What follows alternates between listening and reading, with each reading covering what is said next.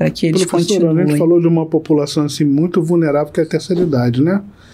E eu queria voltar um pouquinho quando a senhora falou sobre lombalgia. Sim. Né? Então, alguns fenótipos de dor que são mais prevalentes: dor de cabeça, lombalgia, fibromialgia.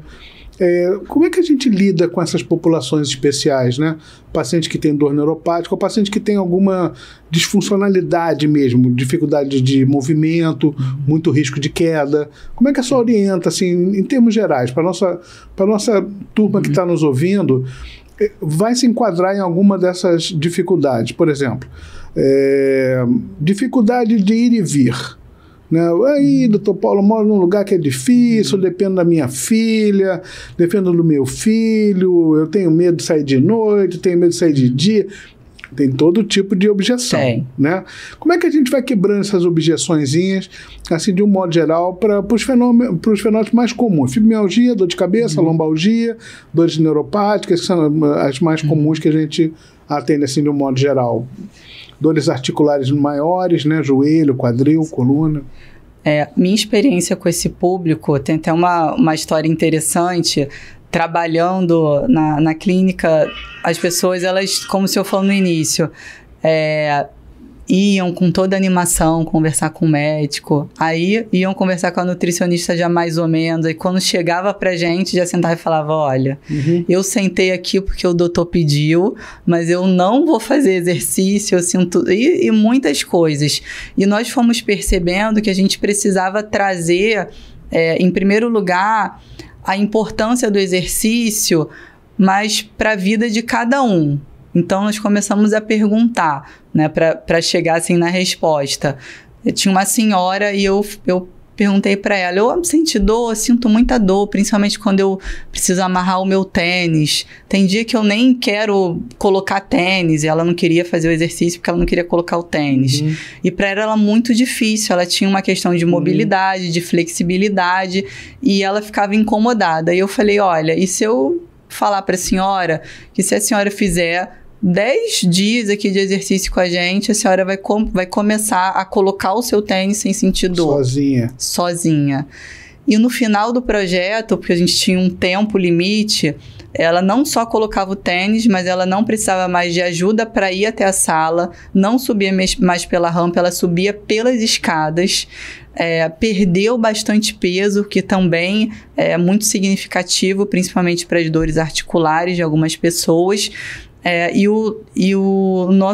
Nossa virada de chave foi falar, olha, não foi falar, olha, tem esse benefício, é músculo, isso, mas trazer alguma coisa dela que ia melhorar, que eu tinha certeza que o exercício ia melhorar, para que ela visse algum sentido e não saísse mais, né? Não parasse mais. E quando a gente recebe essas pessoas, eu também atendi uma aluna com fibromialgia e, assim, particularmente é muito desafiador, muito desafiador. E tinha dias que ela chegava na academia e ela falava, olha, eu vim, mas eu acho que eu não vou conseguir fazer nada. Justamente porque na maior parte dos centros de treinamentos a gente tem protocolos prontos para todo mundo. E não é assim, né? Quando chega um paciente, principalmente com um quadro de dor muito forte, a gente precisa conversar, avaliar e traçar um plano de tratamento, se possível, junto ao médico. Então, ela não vai precisar ficar 50 minutos, ela não vai precisar caminhar, mas nós vamos trabalhar sempre nos limites, né, da dor e começar dentro de uma progressão para que ela não sinta que ir fazer o exercício é como se fosse um castigo que está piorando e ela não está melhorando, mas mostrar esse benefício no dia a dia, principalmente nas atividades do dia a dia que ela vai conseguir fazer. Na fibromialgia, especialmente, o que você citou, eu gostaria de salientar, porque é uma prevalência alta na clínica de dor. Além da própria dor da fibromialgia, ainda tem um outro fator limitante, que é a fadiga, né? Sim. A fadiga, que é um limitante muito grande. Como é que a gente lida com a fadiga? A gente sabe que a fadiga melhora com a atividade física, e a atividade física é limitada pela fadiga e pela dor, né? Como é que a gente quebra? A quebra é lenta. O que melhora mais a fadiga? Treino de força?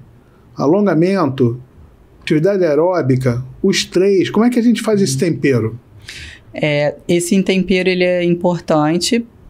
A gente precisa avaliar a pessoa, mas falando assim, basicamente de uma forma bem genérica, o exercício aeróbio, ele é muito importante nesse sentido, dosado, né? Então, a gente sempre precisa entender qual é o grau de fadiga. Explica para a turma o que seria um exercício aeróbio. Um exercício aeróbio, uma caminhada. Então, muitas pessoas acham, eu preciso caminhar 30 minutos nessa velocidade. Mas essa caminhada, ela pode ser introduzida. Eu vou caminhar 2 minutos. E aí, eu vou ter um intervalo. Agora eu vou fazer... 2 minutos, pessoal, é um para ir, é um para voltar, né? Agora eu vou fazer um exercício de fortalecimento. Então, eu vou fazer um exercício de sentar no banco e levantar do banco. Eu vou dar um intervalo. Agora eu vou fazer um exercício de alongamento. Então, a gente tem como organizar todas as modalidades dentro de uma sessão de forma intervalada. Porque às vezes a gente coloca a pessoa na esteira e ela fica ali 20 minutos. Então aquilo ali, ela vai sentir uma fadiga muito grande.